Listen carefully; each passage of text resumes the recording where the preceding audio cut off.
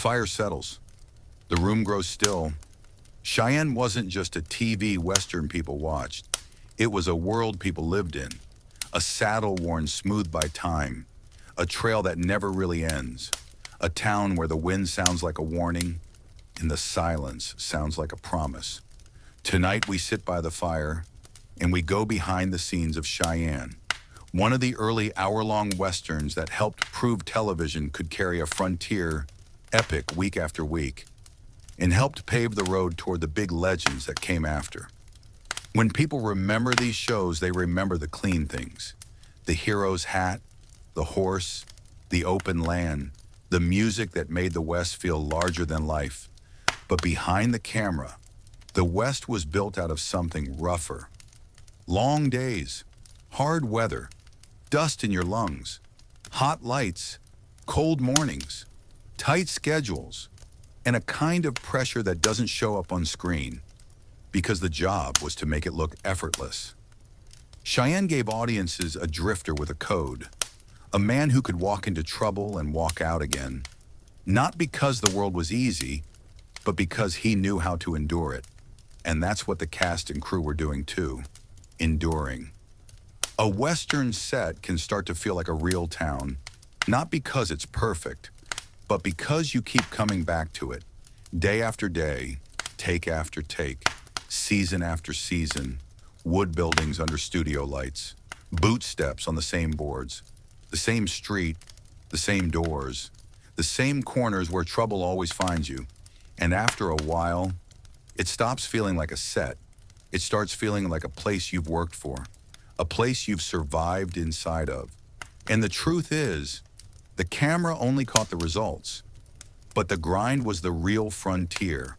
A show like Cheyenne doesn't become a classic because one person shows up. It becomes a classic because everybody shows up. The lead, the supporting players, the guest stars who came in for one episode and left the whole thing stronger. The stunt performers taking hits nobody remembers by name.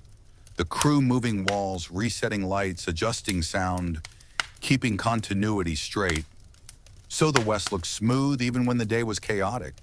In those years, Westerns weren't gentle work. Horses don't care what time your scene starts.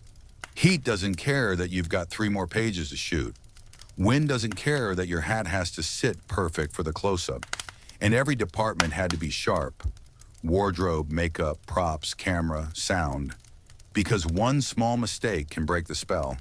So the goal was always the same. Make it real.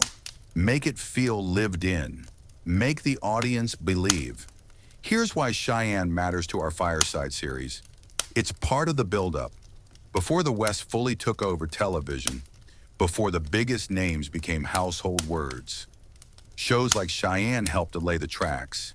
It helped prove you could hold people for an hour, hold them with a hero and a mood, hold them with landscapes and morality plays, hold them with stories that felt older than the country itself.